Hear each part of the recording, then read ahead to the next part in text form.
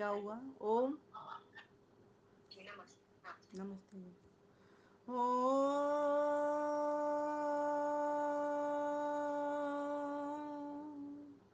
शन्नो वातः पवतां शन्नस्तपतु सूर्यः शन्नः कनिक्रदद्देवः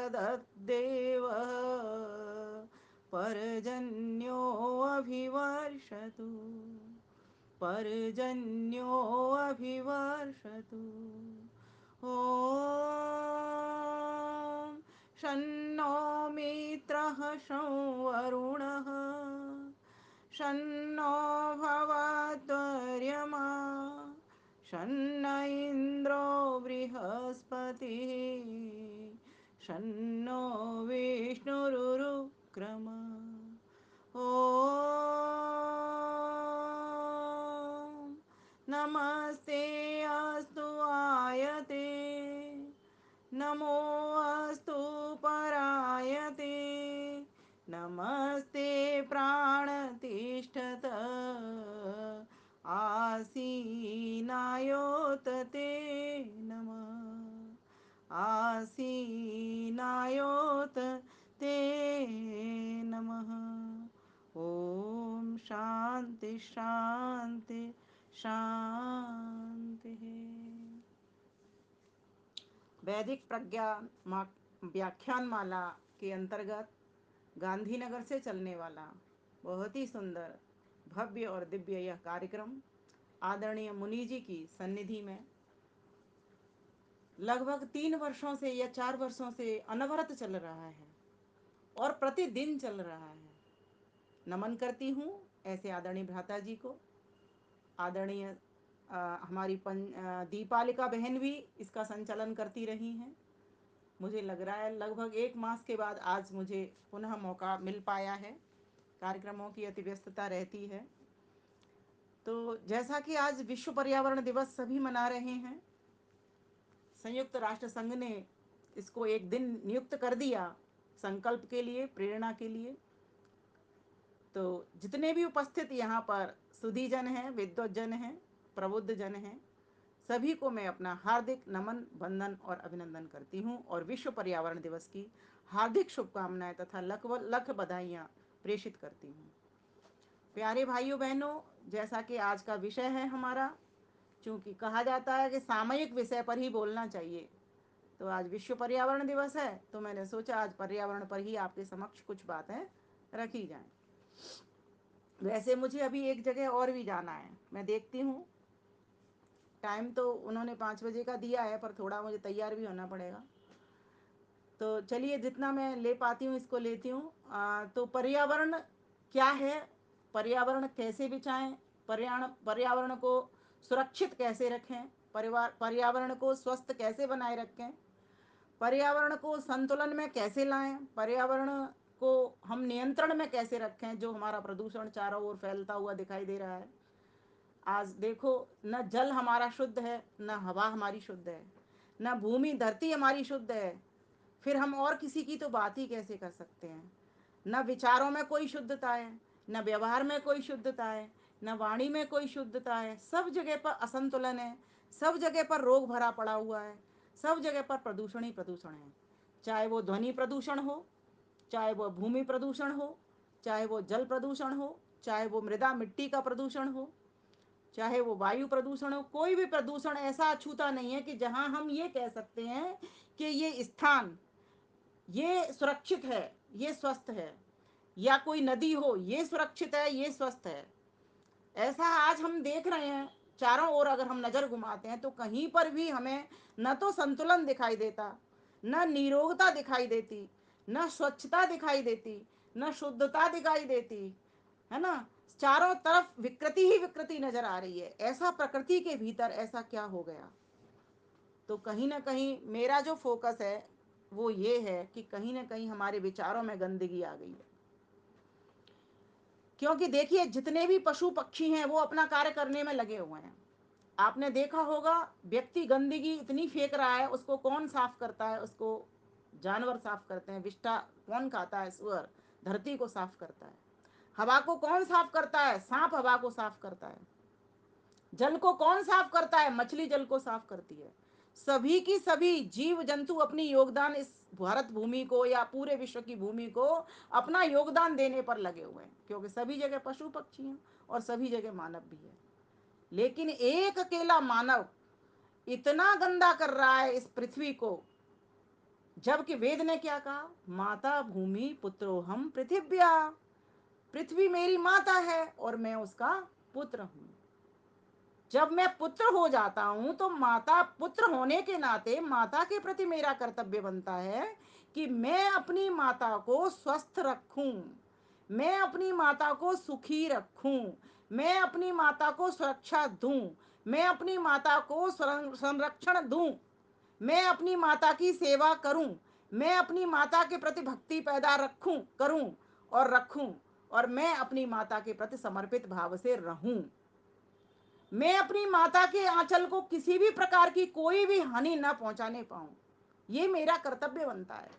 लेकिन कहीं ना कहीं मैं मानव, उसका पुत्र होकर के भी आज चारों ओर जो जितनी भी गंदगी देखी जा रही है, ये मानव मानव ही आविष्कार कर रहा है। माना के ये परमेश्वर ने जो मन और बुद्धि दिए, ये इसलिए दिए कि हे मानव, इस मानव मन मस्तिष्क के द्वारा तू इस संसारिक साधनों को तो जुटा, लेकिन इन साधनों का तू सदुपयोग कर, इनका कभी भी दुरुपयोग मत कर। लेकिन मनुष्य ने अतिरिक्त बुद्धि होने के कारण, अतिरिक्त मन सोच होने के कारण इसने ही सबसे ज्यादा बेड़ा गर्क कर दिया। जिस जल को हम गंगा जल कहते थे, गंगा नदी क्यों पवित्र मानी गई? इसलिए क्योंकि उसमें जो जल बहता है वो सड़ांध नहीं आती उसमें। और आप देखते हो ऐसी क्या अद्भुत उसमें चमत्कार है कि वहां पर सड़ांध नहीं आती, और सभी जलों में, सभी नदियों में जाकर के देख लो तो थोड़े दिन रहती हैं, फिर गंदा हो जाता है, कीटाणु पैदा हो जाते हैं, लेकिन उसमें नहीं होते। जहां से वो निकल करके धारा आ रही है उस हिमालय पर्वत से, वहां पर ऋषियों की तपस्थली होने के कारण और वहां पर नाना प्रकार का रसायन इस प्रकार का होने के कारण वहां पर वो सड़ाद नहीं आती उस गंगा जल में। ऐसे ही परमेश्वर ने जब इस सृष्टि को बनाया था तो इतनी ही सुखकारी सृष्टि बनाई थी। परमेश्वर ने स्वयं अपनी वेदवाणी में ये मंत्र दिए कि वायु सुख कर बहे, पवन बहे विमल वसुधा पर, भानु रश्मि चमकावे, भानु रश्मि चमकावे, समय समय पर बरसे बादल, कभी अकाल न आवे, कभी अकाल न आवे। परमपिता परमेश्वर ने जब ये सृष्टि बनाई तो सबके सुख के लिए बनाई।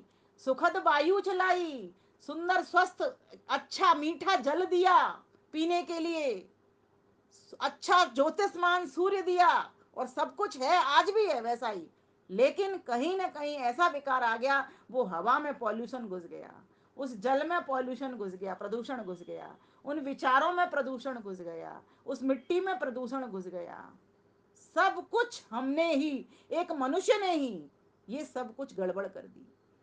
तो आज विश्व पर्यावरण दिवस पर आज हम सभी को एक संकल्प लेने का दिन है। सभी मुझे कह रहे थे कि ये एक एक दिन का क्या होता है, कभी मातृ दिवस मनाते हैं, कभी पितृ दिवस मनाते हैं। मैं कहती हूँ भाई, एक दिवस का मनाने का मतलब है कि बाकी के जो 364 दिन और रह जाते हैं, वो 364 दिन आप काम करें उस पर। एक दिन संकल्प लें, एक दिन प्रेरणा लें। ये प्रेरणा दिवस, संकल्प दिवस कहलाते हैं। विश्व पर्यावरण दिवस हुआ या मातृ दिवस हुआ या पितृ दिवस हुआ या जो भी दिवस हम मनाते हैं, वो मात्र संकल्प और प्रेरणा के दिवस ही हुआ करते हैं। इन दिवसों पर हमारा संकल्प लेने का दिन है कि आज से मैं भारत भूमि को गंदा नहीं करूंगा, आज से मैं हवा को अशुद्ध नहीं करूंगा। अब कुछ ऐसी चीजें हैं जिनसे हम हवा को अशुद्ध कर देते हैं। कैसे? तो बोले, हम जो अपनी गंदगी छोड़ रहे हैं, अपनी आंखों से ढीड़ निकालते हैं, अपने कानों से गंदगी निकालते हैं, नाक से नाक निकालते हैं, मुख से थूक निकालते हैं, मलमूत्र से मलमूत्र त्याग देते हैं, अपने पसीने से भी दुर्गंध निकालते हैं। इस तरह से हम पूरी वायु को और जल को अशुद्ध करते हैं, भूमि को गंदा कर देते हैं। तो ऋषियों ने, महर्षियों ने, ऋषि ईश्वर से जो वाणी प्रदान ली, उस वाणी के भीतर कहा कि यज्ञ करो, यज्ञ के द्वारा उस प्रदूषण को दूर करो। क्योंकि जो यज्ञ करता है, और यज्ञ करता के लिए कह दिया, जो यज्ञ करेगा वो सुख को प्राप्त करेगा, अर्थात स्वर्ग कामो यजेत, जो यज्ञ करेगा उसको सुख लाभ मिल जाएगा। जब इतनी बात कह दी तो आज व्यक्ति देखिए कितने घरों से आज यज्ञ हो रहा है, प्रदूषण दूर हो जाएगा। क्योंकि ये चीज ऐसी है, इसको आप रोक नहीं सकते। ना आंख से भीड़ रोक सकते, ना कान से गंध रोक सकते, ना नासिका से नाक रोक सकते, ना मुंह से थूक रोक सकते, ना मलमूत्र रोक सकते, ना पसीने की दुर्गंध रोक सकते, कुछ भी नहीं रोक सकते। ये सारे की सारे निकलेंगे, क्योंकि ये शरीर का धर्म है, ये अपनी बदबू छोड़ेगा ही छोड़ेगा। लेकिन इस मानव मस्तिष्क का एक धर्म और है, मन बुद्धि होने के नाते जो पॉल्यूशन जितना छोड़ेगा उससे 10 गुना अधिक ये और अच्छा कार्य करता है, कर सकता है, जब यज्ञ की सुगंधी चारों ओर ये फैला देगा। कुछ लोग कह रहे हैं कि जी वृक्ष लगाओ और धरा को हरा भरा बना दो, बहुत अच्छी बात है, बिल्कुल वृक्ष लगाने ही चाहिए। लेकिन अकेले वृक्षों से भी काम नहीं होगा। प्रदूषण पर अगर कंट्रोल पाना है तो पहले तो प्रदूषण के कारणों को समझना पड़ेगा। आज आई देखिए आप, रोड पर कितनी मोटर गाड़ियां बेतहाशा दौड़ रही हैं, और एक घर में 4 मोटर गाड़ियां हैं, बेटे की अलग है, बहू की अलग है। क्यों क्यों है? क्योंकि सबके समय अलग अलग हैं। कोई 10 बजे जाता है, कोई 12 बजे जाता है, कोई 8 बजे जाता है, कोई कभी आता है, कोई कभी आता है, कोई कभी आता है। एक एक गाड़ी और एक एक बंदा। आप ये देखिए, इसलिए तो रोड पर आज जगह नहीं है। प्रति घर में भी अगर एक गाड़ी हो तो भी रोड पर जगह मिल जाए। और दूसरी बात, अगर एक ही जगह पर 10 लोग भी इकट्ठे होकर के जाएं तो भी रोड पर इतने अधिक वाहन नहीं मिले जो कि इतना पेट्रोल बहा रहे हैं। और कितनी दुर्गंध जा रही है, ये कौन कर रहा है? ये मनुष्य ही कर रहा है। हम जब छोटे छोटे थे, ये मोटर गाड़ियां तो अब आज हो गई इतनी, और इतना पेट्रोल इतना अच्छा है कि अब ये सीएनजी की भी चल गई हैं, और धीरे धीरे करके सोलर पे भी हम लोग आ गए हैं, तो ये भी बहुत अच्छी बात है। लेकिन आप ये देखेंगे कि जब हम छोटे छोटे तो साइकिलों पर लोग चलते थे, क्योंकि डिस्टेंस कम हुआ करती थी, या फिर पैदल चलते थे। 2-3 किलोमीटर तो हम पैदल ही चला करते थे, तो कोई पॉल्यूशन नहीं होता था। लेकिन आज 2-3 किलोमीटर चलने के लिए भी हम गाड़ी घर से निकालते हैं। क्यों? क्योंकि हमारे शरीर में इतनी ताकत नहीं रही, क्योंकि हमारा अभ्यास ही खत्म हो गया पैदल चलने का। तो हमें इस कारण पर जाना पड़ेगा कि ये जो गंध फैल रही है, जिससे ये प्रदूषण इतना फैल रहा है, जिससे हम पर्यावरण को इतनी हानि पहुंचा रहे हैं, ये इसकी जिम्मेवारी हम लेते हैं। आज से हम एक साथ कहीं जाएंगे, किसी प्रोग्राम में जाएंगे, उत्सव में जाएंगे, 8 लोगों को अपनी गाड़ी में ही न्योत करके लेकर के जाएंगे, बिठा करके लेकर के जाएंगे। अकेले इस अहंकार में नहीं जाएंगे कि मैं अपनी गाड़ी में ही जाऊंगा। ये बहुत बड़ा कारण है। अगर हमने इस कारण पर विजय प्राप्त कर ली, इसका निवारण देख लिया जो मैं कह रही हूं, तो हम काफी धुआं से अपने इस वातावरण को ठीक रख सकते हैं। तो पहले तो रोकथाम लगे। अगर रोकथाम नहीं लग पा रही है, मान ली एक गाड़ी तो जाएगी ही जाएगी, 5-6 लोग तो उसमें जाएंगे ही जाएंगे, तो पॉल्यूशन होगा ही होगा। लेकिन अब वो तो होगा, उसको रोक नहीं सकते, तब क्या करोगे? तब फिर अभी एक काम और करना पड़ेगा साथ ही साथ। एक तरफ से पेड़ लगाने पड़ेंगे और एक तरफ से यज्ञ करना पड़ेगा। आज भी अगर प्रति घर से एक बार, मैं तो 2 टाइम की कहती भी नहीं, जबकि शास्त्र तो हमें 2 टाइम का आदेश देते हैं, क्योंकि 6-7 घंटे तक वो पूरी सुगंधी रहती है वातावरण में, और जर्म हमारे नाश होते हैं। मैं तो एक ही टाइम की कह रही हूं, और एक टाइम अगर एक घर से एक व्यक्ति भी अगर यज्ञ करता है डेली, तो भी हम काफी पॉल्यूशन को दूर कर सकते हैं। यज्ञ में जो औषधियां डाली जाती हैं 4 प्रकार की, उनमें ये शक्ति होती है पॉल्यूशन को दूर करने की। माना कि जो हमारी लकड़ियां हैं उनसे पॉल्यूशन होता है, लेकिन उस पॉल्यूशन नहीं हो उसके लिए जो औषधियां डाली जा रही हैं उस लकड़ी के ऊपर, आम की, पीपल की, बड़ की, बरगद के ऊपर, वो जो समिदास की जो जो सामग्री डाली जाती है 4 प्रकार की, उससे हम काफी पॉल्यूशन को दूर कर सकते हैं। दूसरी बात, आज हम पॉलीथीन का कितना प्रयोग कर रहे हैं जी, बोलो। अगर वो दुकानदार पॉलीथीन नहीं देता तो क्या कहते हैं, कैसा लोभी आदमी है ये, एक पॉलीथीन भी नहीं दे सकता। क्या इसको हम ये नहीं कह सकते, मैं कैसा हूं जो घर से थैला लेके नहीं चला?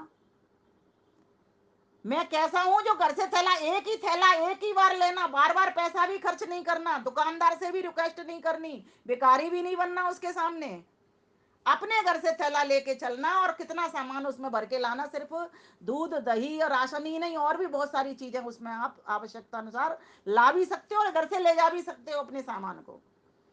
और पॉल्यूशन से, जिस पॉलीथीन से जो जमीन पर जब पॉलीथीन गिरती है, जब कचरे में जाती है, वो तो कहाँ जाएगी? जमीन में जाएगी। उससे जमीन हमारी कैसी होगी? बंजर होगी। अर्थात एक रोक हम लगा देंगे उपजाऊ होने से उस भूमि को, बचा देते हैं, अर्थात उपजाऊ उस भूमि को नहीं होने देते। तो ये हम हानि करते हैं भूमि माता की। जो माता है हमारी, उस माता को इतना कष्ट हम दे रहे हैं। जो फल सकती है, जो फूल सकती है, जो सृजन कर सकती है, उस पर हम रोक लगा रहे हैं, विराम लगा रहे हैं। अगर हमने ये इस प्रकार से सोचना प्रारंभ किया आज पर्यावरण दिवस पर, तो मेरा ऐसा मान रहा है कि हम अपने पर्यावरण को ठीक कर सकते हैं, लेकिन करना पड़ेगा प्रति व्यक्ति को, और एक व्यक्ति को नेतृत्व करना पड़ेगा इसका। कम से कम इतना नेतृत्व करे जिसमें कलम की ताकत है, कलम चलाए, वाणी की ताकत है, वाणी को पहुंचाए, और किसी भी तरीके से किसी नेता से मिलकर के अगर इस कार्य को करवा सकता है। पॉलीथीन पर कई कई बार रोक लगाने का प्रयास हुआ, लेकिन आज तक पॉलीथीन रुक नहीं पाई। क्यों? व्यक्ति का आलस्य ये उसको रोकने नहीं देता, दुकानदार को मजबूर कर देता है, भाई तू दे, भाई तू दे, पॉलीथीन दे, एक और दे, और बड़ी पॉलीथीन दे, जैसे मेरे कूड़े में भी लगाने के काम आ जाए। कूड़े के लिए भी उससे वो पॉलीथीन इसलिए लाता है, इस भावना से लाता है कि मेरे कूड़ेदान में भी पॉलीथीन लग जाएगी तो मैं आराम से उस कूड़े को फेंक दूंगा। जबकि दो डस्टबिन ही तो रखने हैं, दो स्टील के पात्र ही तो रखने हैं, वो कभी चटकेंगे नहीं, कभी टूटेंगे नहीं, कभी फूटेंगे नहीं। कौन कहता है तुम प्लास्टिक के पात्र रखिए? प्लास्टिक के पात्र और पॉलीथीन में कोई अंतर नहीं है। प्लास्टिक के पात्र भी तुम्हारी भूमि को बंजर करेंगे। और देखिए, अगर हम बेतहासा कागजों का प्रयोग करेंगे और उनका दुरुपयोग करते रहेंगे, थोड़ा लिखा फेंक दिया, थोड़ा लिखा फेंक दिया, तो समझो हम कितने वृक्षों के काटने पर कागज का निर्माण होता है। आप सभी सुधी जन है, सब समझदार है। कागज, हमारे दादाजी को मैं जानती अच्छे तरह से, वो एक एक कागज की जब तक पूरी जगह ना भर जाए, कोई कोना ना भर जाए, तब तक उस कागज का प्रयोग करते रहते थे। हम बच्चे थे, समझते नहीं थे इस बात को। वो जानते थे कागज का महत्व कितना होता है, कागज कितना उपयोगी होता है। लेकिन आज हम कागज को, हमारे बच्चे भरी भरी कॉपियां, बड़ी बड़ी कॉपियां ला ला करके दे देते हैं, और उनको ऐसे ही फाड़ते रहते हैं, फेंकते रहते हैं, फेंकते रहते हैं। ये तो वृक्षों से बनते हैं, तो वृक्ष कटते हैं। जब वृक्ष कटते हैं, वृक्ष ही तो बारिश को लाने वाले होते हैं, वृक्ष ही तो ऑक्सीजन देने वाले होते हैं, वृक्ष ही तो हमारे जीवन को चलाने वाले होते हैं, वृक्ष ही तो छांव देने वाले होते हैं, वृक्ष ही तो सुख पहुंचाने वाले होते हैं। और ये यज्ञ में जो समिधा लगती है वो वृक्षों से ही तो आती है, कहां से आती है? इसीलिए आज आवश्यकता है, हम छोटी छोटी चीजें हैं, पॉलीथीन का प्रयोग कम से कम करें, और घर वालों, घर में बताएं, पड़ोसियों को बताएं, सबको बताएं कि आज से हम थैला एक बनाएंगे। और थैले को, पहले टाइम में मुझे अच्छे से याद है, हमारी दादी जी के पास एक थैला होता था, दो तनी उसमें लगी होती थी। आज वो थैला कहीं नजर नहीं आता, और किसी के हाथ में, बुढ़िया माँ के हाथ में दिख जाता तो बड़ी खुशी सी होती है, दादी की याद अपनी की आ जाती है। क्योंकि वो हमेशा जाती थी सब्जी लेने के लिए, थैला लेकर के जाया करती थी, और उस थैले को भर करके लाती थी, और एक अंदाज होता था कि इस थैले में इतने रुपए की सब्जी आती है, और इतनी सब्जी से 10 रुपए में वो पूरा थैला भर जाया करता था। तब 10 रुपए की इतनी ज्यादा कीमत नहीं हुआ करती थी, लेकिन थैले की वैल्यू थी, बहुत वैल्यू थी थैले की। क्योंकि तब इतनी पॉलीथीन थी नहीं। जितना जितना हमने आविष्कार भौतिकता में करना शुरू कर दिया, उतने उतने हम अपनी भूमि माता के ऊपर अत्याचार करने लग गए। जितने जितने प्रकृति के नजीक जाते चले चले गए हम, उतने उन्हें अपनी माता को प्यार करने लग गए। ये पर्यावरण, परिजमा आवरण, ये सिखाने के लिए यह है, चारों ओर से तुम एक आवरण बना दो, इस भारत भूमि को, इस विश्व की भूमि को कोई भी नुकसान न होने पाए। लेकिन इसके लिए पहले वैचारिक प्रदूषण से निकलना पड़ेगा। जो विचारों में गंदगी भरी पड़ी हुई है, जो विचारों में आलस्य भरा पड़ा हुआ है, जो विचारों में अपने देश को और या पूरे विश्व की धरती माता को, पूरी धरती माता को समझने का उपक्रम नहीं किया जा रहा है, इसको समझना पड़ेगा थोड़ा सा। इसीलिए हमें क्या करना पड़ेगा, पॉलीथीन से बचाएं। और ये जो आजकल चाय नाश्ता जब होता है घरों में, तो क्या करते हैं, प्लास्टिक के गिलासों में चाय पिलाई जाती है। सबसे निवेदन करके हाथ जोड़ कर प्रार्थना करती हूँ, इस चीज को बंद करवाइए, क्योंकि यहाँ पर सभी समझदार लोग हैं, सुधी जन हैं। ये भी एक अत्याचार है हमारी माता के ऊपर। इसलिए इस अत्याचार को पहले हम रोकने का प्रयास करें। ध्वनि प्रदूषण देखिए किस तरह से हो रहा है। कनफड़ू संगीत चाहे जहां चल रहे हैं, कोई भी लगा लेता है माइक, लेकिन जब जहां पर पूजा की बात आती है, अच्छी प्रार्थनाओं की बात आती है, उनके माइक कोई भी लगने नहीं देता। एक अत्याचार हम ये भी कर रहे हैं कि जिस ध्वनि, नासा ने भी सिद्ध कर दिया, चारों ओर ओम की ध्वनि गूंज रही है, अब हम उस ओम की ध्वनि पर भी ब्रेक लगा देते हैं कनफोड़ू संगीत लगा करके। ये भी एक अत्याचार है, पर्यावरण के प्रति अत्याचार है। इसको भी हमको रोकना पड़ेगा। हमारे बच्चे पढ़ते हैं, हम पढ़ते हैं, स्वयं ध्यान करते हैं हम, वहां पर भी हमको चारों ओर से कानों में शोर सुनाई पड़ रहा है। क्यों? क्योंकि हम प्रदूषण, और दूसरी बात, व्यर्थ ही बोल रहे हैं, इससे भी ध्वनि प्रदूषण हो रहा है। व्यर्थ ही शोर मचा रहे हैं, व्यर्थ ही किसकी निंदा चुगली करने में लगे, इससे भी ध्वनि प्रदूषण हो रहा है। पर्यावरण का मतलब है चारों ओर से घेरा जाए, चारों ओर से सर्व सुरक्षा दी जाए, चारों ओर से संतुलन आना चाहिए। विचारों का संतुलन वाणी पर आता है और वाणी का संतुलन क्रिया व्यवहार में आता है। और जब तीनों में संतुलन आ जाता है तभी जाकर के हम कह सकते हैं कि हम अपनी भारत माता को या पूरी विश्व की माता को, पृथ्वी माता को हम प्यार करते हैं, पूरे विश्व को हम प्यार करते हैं। और आगे चलते हैं।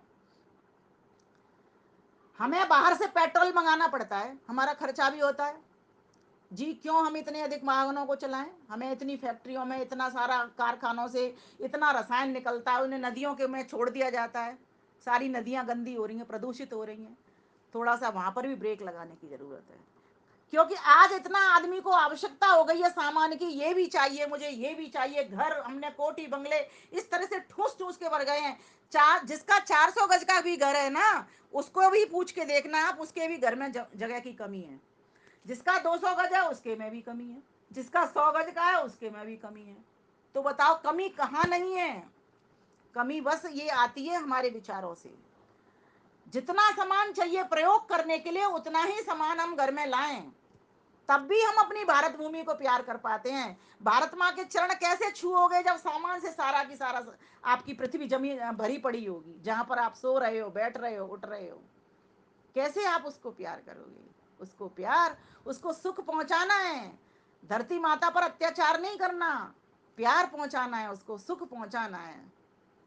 हम अच्छे प्रकार से स्वतंत्रता से चल फिर सकें, इतनी जगह भी हमारे घर में होनी चाहिए। सारा कुछ हमने सामान से ठसाठस भर रखा है। और देखिए आगे बढ़ते हैं। केमिकल्स, हर चीज में केमिकल्स, इसीलिए आजकल एक ऑर्गेनिक खेती चल पड़ी, बहुत अच्छी बात है।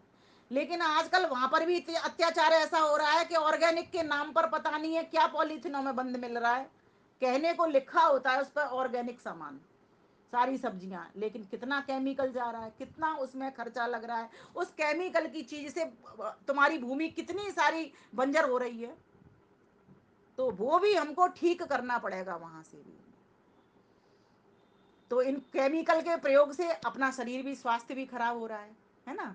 जो खाते हैं, जैसा हम खाते हैं वैसा हमारा मन बनता है, तो हमारा शरीर खराब होगा तो हमारा मन भी खराब होगा। जब मन खराब होगा तो वैचारिक प्रदूषण से तो मुक्त हुए ही नहीं कभी। अर्थात अशिवय विचार से नहीं बचे हम, अशुभ विचार से नहीं बचे हम। अहितकर, जो हितकर विचार थे वो तो आए ही नहीं, अहितकर विचार पड़े रहे, असंभव विचार ही पड़े रहे, अकाल्पनिक विचार ही पड़े रहे, बुरे विचार ही पड़े रहे, उनसे तो कभी मुक्ति हमने पाई ही नहीं। जब उनसे मुक्ति नहीं पाई तो कैसे हम इन पॉलीथीन के प्रयोग को रोकेंगे, कैसे हर प्रकार के प्रदूषण को रोकने का प्रयास करेंगे? कभी कभी जिसका जन्मदिन हो, जिसकी शादी की वर्षगांठ हो, कम से कम तब तो एक वृक्ष लगाया करो, कम से कम तब तो एक यज्ञ कर लिया करो, कम से कम तब तो एक ऐसी कथा, वेद कथा रख लिया करो जिससे विचारों का प्रदूषण थोड़ी देर के लिए तो शांत हो सके।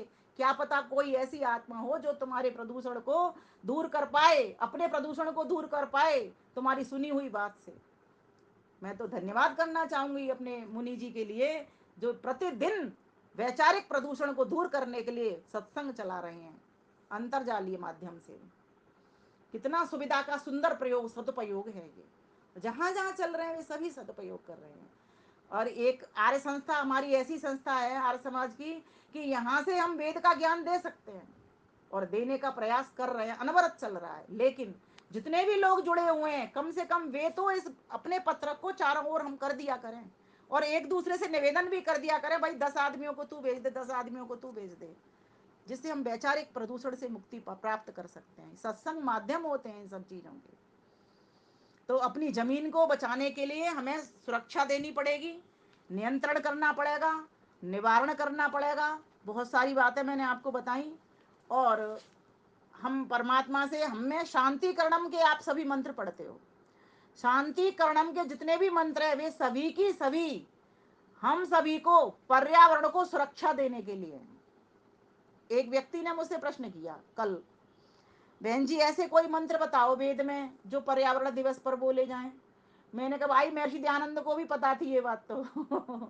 वेद के तो सारे ही मंत्र, जितना भी यज्ञ कर रहे हैं ना, जितने यज्ञ में बोले गए मंत्र हैं, वे सारे की सारे पर्यावरण दिवस के ही हैं और डेली के लिए हैं वे, जिनसे शुद्धि भी होगी, मानसिक शुद्धि भी होगी, आत्मिक शुद्धि भी होगी, विचारों की शुद्धि के साथ साथ शारीरिक शुद्धि भी होगी। जो हम यज्ञ में आहुति लगाएंगे, उन आहुतियों से जो सामग्री उनमें डाली है, उससे वातावरण पर्यावरण पूरा की पूरा शुद्ध और स्वच्छ होगा और शरीर स्वस्थ होगा, मन भी स्वस्थ होगा, आत्मा फिर पीछे क्यों रहेगी, वो भी बलवती हो जाएगी।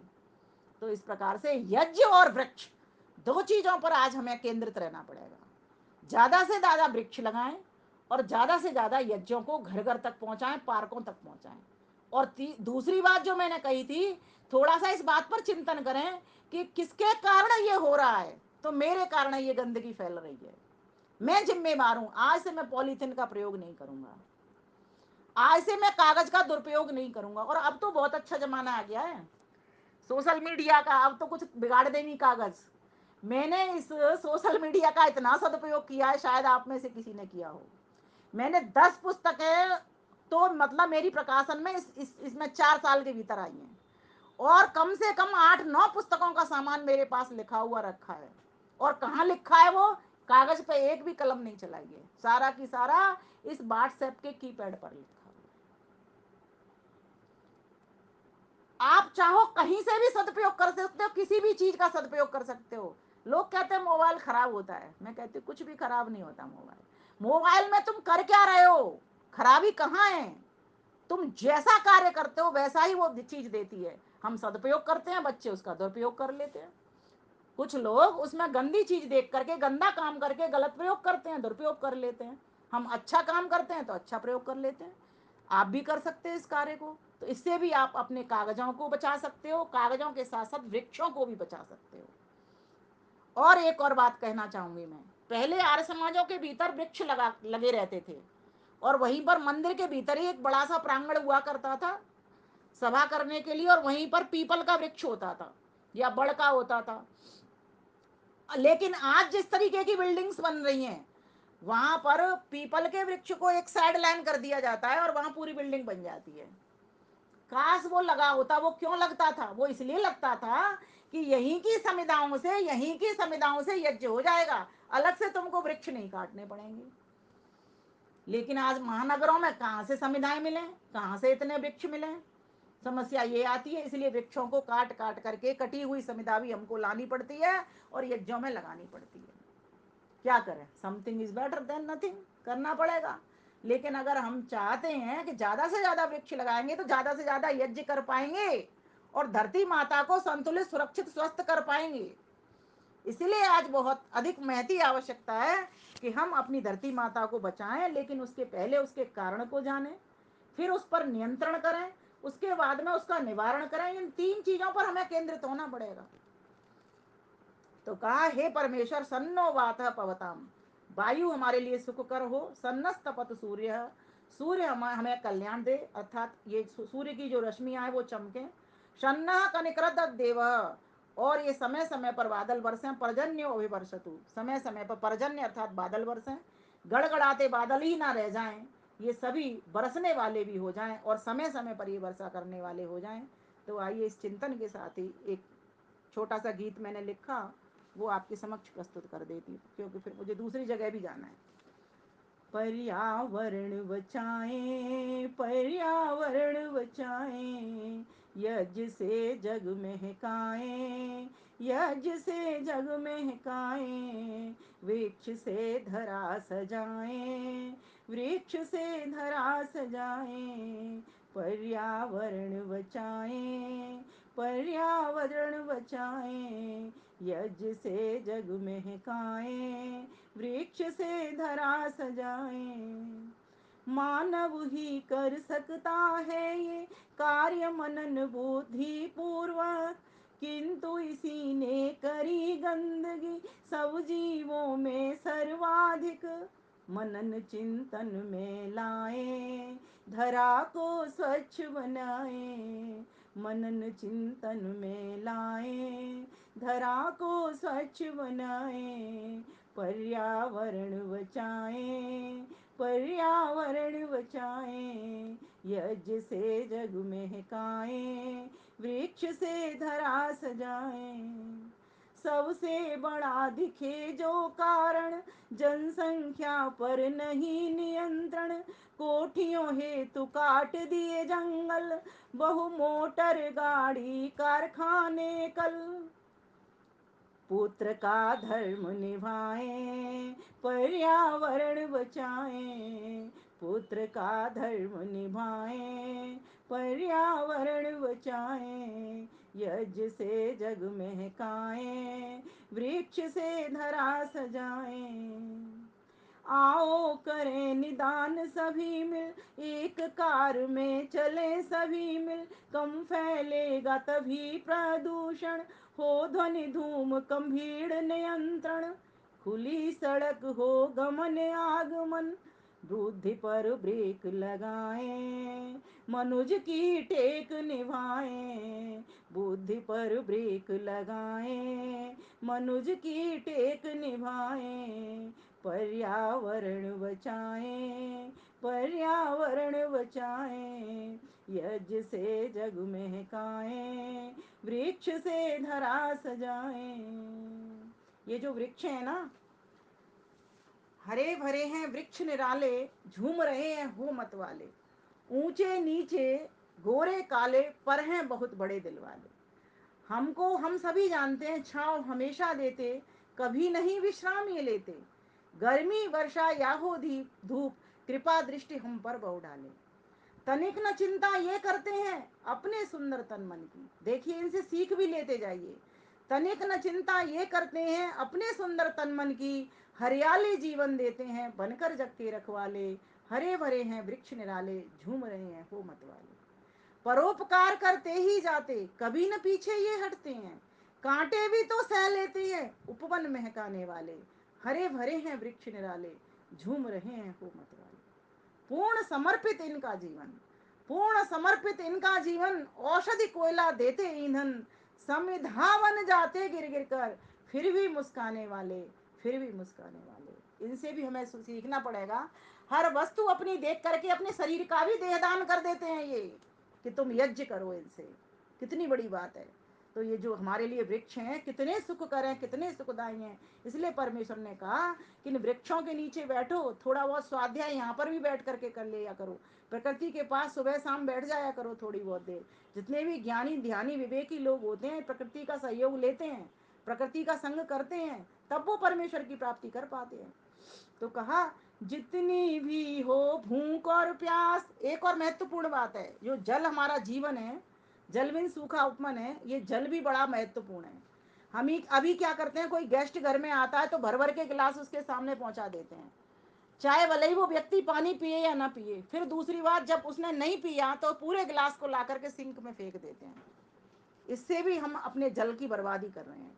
नहाने के लिए एक बाल्टी पानी बहुत होता है, खुला शावर चला देते हैं, बाल्टी नल चल रहा है खुला छोड़ दिया है, नहाते चले जा रहे हैं, बाल्टी भर गई है, लेकिन उसको बंद करने का हम नाम नहीं लेते। बहुत तरीके हैं, इस प्रकार से हम बर्बादी करने पर तुले हुए हैं। एक टाइम ऐसा आएगा हमको जल भी मिलने पीने के लिए नहीं मिलेगा। माना कि परमात्मा ने कोई वस्तु कम नहीं दी है, खूब जल दिया, खूब वायु दी, लेकिन हमें भी तो प्रयोग करना आना चाहिए कि किस प्रकार से उसका सदुपयोग करें, किस प्रकार से उसका अपना जीवन बचाएं। और जीवन बचेगा तभी जब हम उन चीज़ों को बचाएंगे, उन वस्तुओं को का भी सही प्रकार से रख रखाव करेंगे, देखभाल करेंगे, उनका संरक्षण करेंगे और उनसे लाभ लेंगे, सदुपयोग उनका करेंगे। तो कहा, पॉलीथिन का प्रयोग क्यों करें, घर से क्यों ना बैग ले चले। स्वच्छ धरा धरती उपजाई, खुश हो हर जन चाचा ताई। कचरा ना करें कराएं, बीन कूड़ेदान गिराएं। जो ट्रैकी बच्चे होते हैं वो क्या करते हैं, आजकल सरकार ने ऐसा कर दिया है, जो इंडिया हाइक से बच्चे जाते हैं ट्रैक करने के लिए, बड़े बड़े पहाड़ों पर, पर्वतों पर, ऊंचे ऊंचे पर्वतों पर, एक पॉलीथीन हाथ में लेते हैं और जो कूड़ा कहीं भी मिलता है उनको, उसको उस पे पॉलीथीन में रख लेते हैं, अपने मतलब बैग में, पॉलीथीन से मतलब बैग में रख लेते हैं और ला करके जहां पर डस्टबिन होते हैं वहां पर उनको छोड़ देते हैं। और ऐसा उदाहरण हमारे प्राइम मिनिस्टर मोदी जी ने भी हमको दिया था। एक बार कहीं गए थे और उनको रूमाल मिला था जो पेपर नैपकिन होता है वो हाथ पोंछने के लिए। तो उन्होंने उस पेपर नैपकिन से हाथ पोंछा, पोंछ करके अपने कुर्ते की जेब में रख लिया। वो चाहते किसी को हाथ में भी पकड़ा देते, वो चाहते कहीं भी छोड़ भी सकते थे, लेकिन नहीं, उनको पता था मेरा प्रभाव पब्लिक पर जाएगा। दूसरी बात उनके संस्कार में था कि कूड़े को यूं ही नहीं छोड़ना। तो बहुत सारी चीजें हैं, बहुत सारे ऐसे महान पुरुष हैं जिनसे भी हम ये शिक्षा ले सकते हैं कि किस प्रकार से किस चीज का कैसे इस्तेमाल करना है, किस प्रकार से अपनी भूमि को सुंदर बनाए रखना है, सजाए रखना है, किसी भी प्रकार की गंदगी कूड़ा कचरा वहां पर नहीं छोड़ना। तो कहा कचरा ना करें कराएं, बीन कूड़ेदान गिराएं, पर्यावरण बचाएं, पर्यावरण बचाएं, यज्ञ से जग महकाएं, वृक्ष से धरा सजाएं। आज दिवस इस पर्यावरण पर धारे निज संकल्प उठाकर, जलवायु न अशुद्ध करेंगे, नशा पान सब दूर करेंगे। एक ये जो बीड़ी सिगरेट इसका जो धुआं उड़ा रहे होते हैं, ये भी पॉल्यूशन कर रहे होते हैं। दूसरी बात, एक जो मीट मांस खाने वाले हैं, सबसे ज्यादा दुर्गंध वे करने वाले होते हैं। शरीर को तो दुर्गंध से भर ही देते हैं वो अपने को, लेकिन बाहर भी वो हवा को भी गंदा कर रहे हैं। बहुत सारे इतने अत्याचार कर रहे हैं वो तो अपनी माता के ऊपर, पृथ्वी माता के ऊपर, जिनका कोई जवाब नहीं है। इसीलिए इस धूम्रपान से, इस नशा पान से, इस बीड़ी सिगरेट के अलावा इस मांस पान से, मद्य मांस से, सबसे हमें बचना पड़ेगा।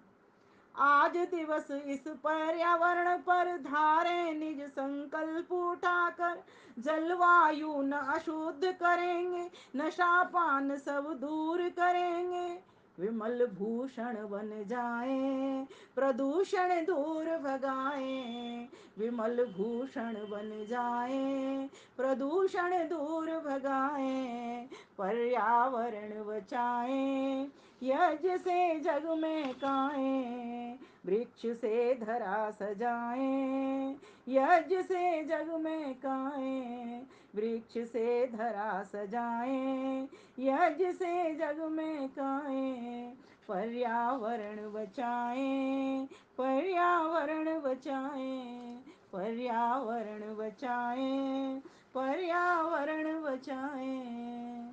तो देखिए, हम जो एक शांति मंत्र बोलते हैं, शांति पाठ मंत्र, उसमें क्या कहते हैं?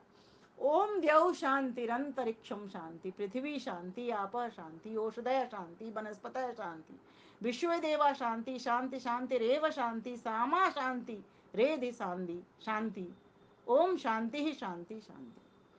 कितनी बार शांति शांति शांति? शांति का मतलब क्या ये है कि शांत हो जाओ? शांति का अर्थ होता है सुख पहुंचाने वाली। ये द्यूलोक आपको सुख पहुंचाए। द्यूलोक क्या? सूर्य लोक। ये ज्योतिषमान लोक आपको सुख पहुंचाए, अर्थात ये जो भौतिक प्रकाश है ये सुख पहुंचाए, आध्यात्मिक ज्ञान भी आपको सुख पहुंचाए।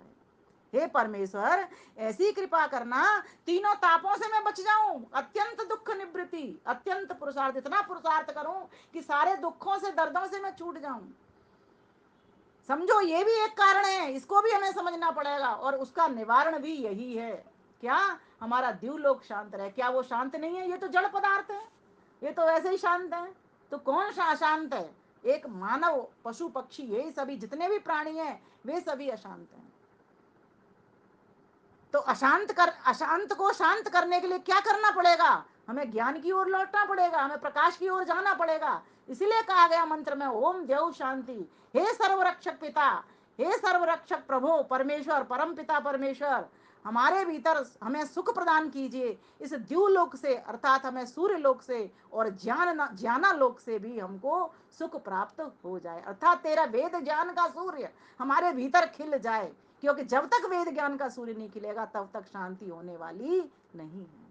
तो द्यूलोक से इस प्रकार से शांति, चेतन मन में ही शांति, यही तो अशांति हो रही है। मन शांत है, आत्मा शांत हो रहा है। किसके सहारे से? मन के सहारे से। मन चंचल हो रहा है, बार बार इधर भाग रहा है, इधर भाग रहा है, इधर भाग रहा है। गलत काम करता है, शांत हो जाता है, अच्छा काम करता है, शांत हो जाता है। तो परमेश्वर, मैं अच्छा काम करूं, किसी का भले का काम करूं, मैं भी जान लूं, दूसरों को भी जान पहुंचाऊं, मैं भी रास्ते पर चलूं तो दूसरों को भी रास्ते पर चलाऊं, श्रेय मार्ग पर चलाऊं। फिर कहा देव शांति, पृथ्वी शांति, पृथ्वी में भी शांति हो। क्या पृथ्वी में शांति नहीं है?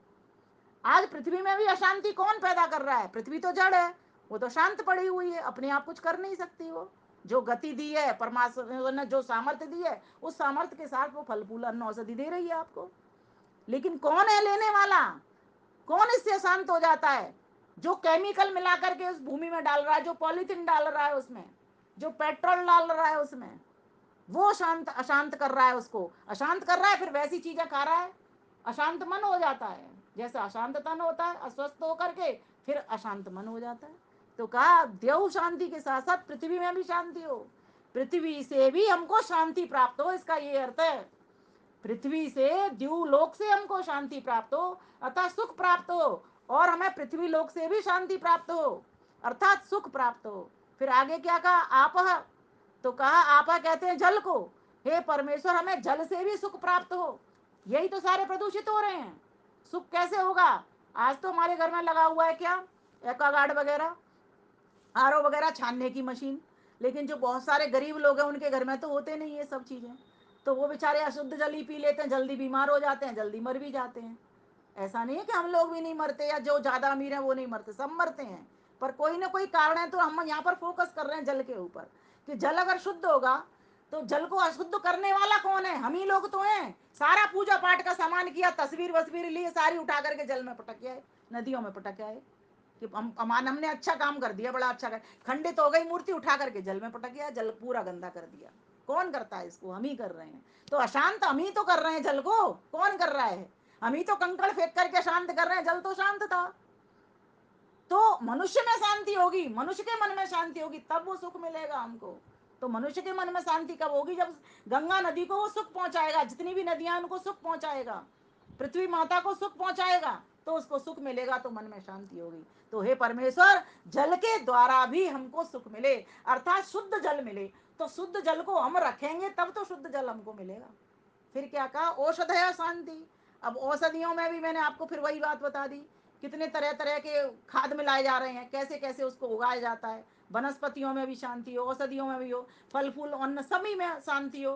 कब होगी? जब हमारी करनी सही होगी, हमारी करनी सही सुख पहुंचाने की होगी, उन वनस्पतियों को, औषधियों को ठीक प्रकार से बढ़ाने की, फलाने की, फुलाने की होगी। आज इंजेक्शन लगा करके तोरई घिया बन रहे हैं, बताइए, इंजेक्शन लगा करके, और फिर डॉक्टर कहता है जी तोरई घिया खाओ, वही तुम्हें फायदा करेंगे।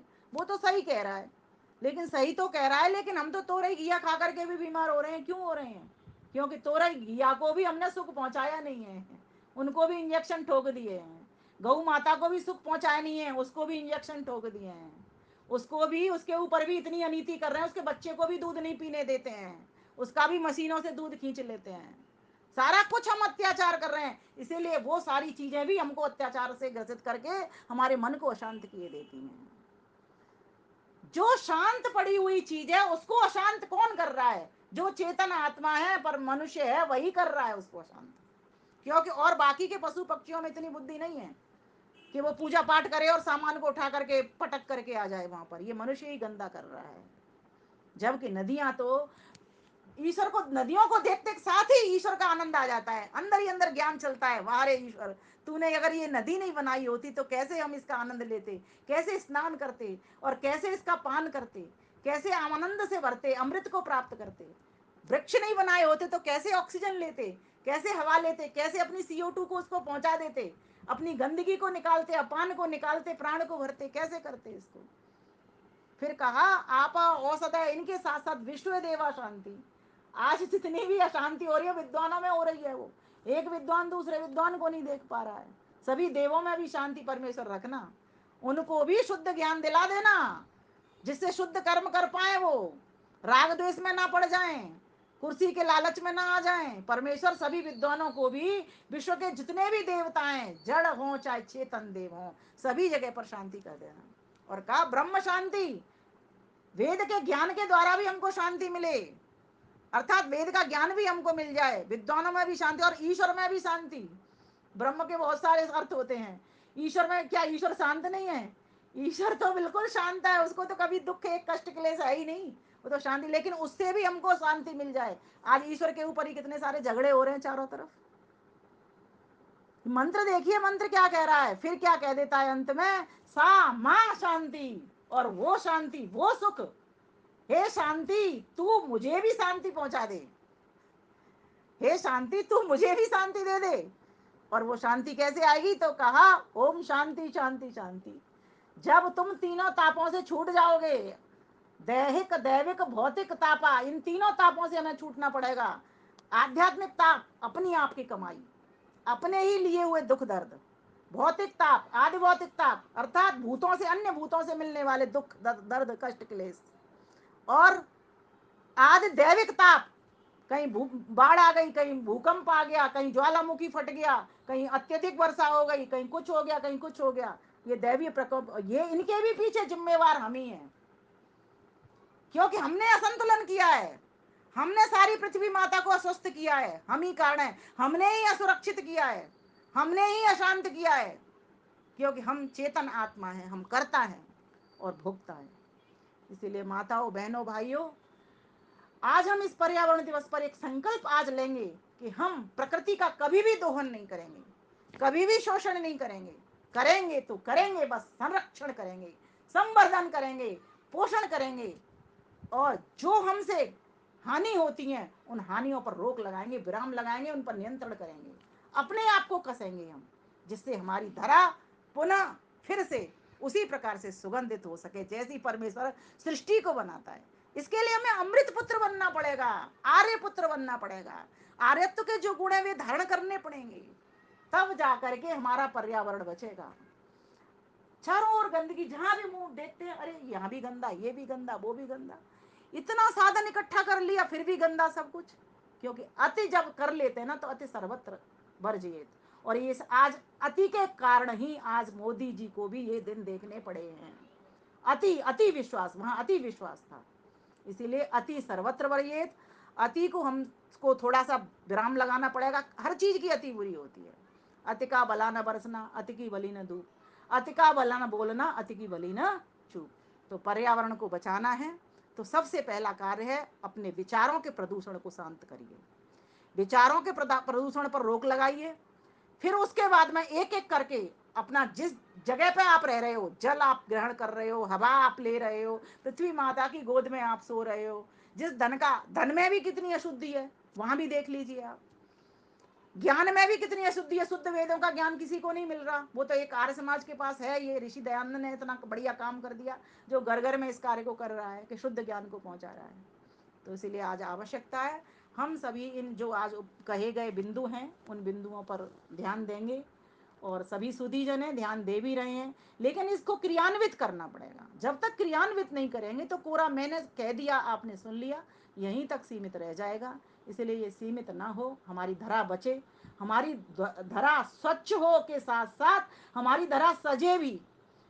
केसर की धरती कश्मीर की क्यारी कितनी सुंदर लगती थी, उसे वही तो हमारी धरती माता की क्या थी, हमारी भारत माता की सिंदूर थी, मांग थी, वो सजती थी।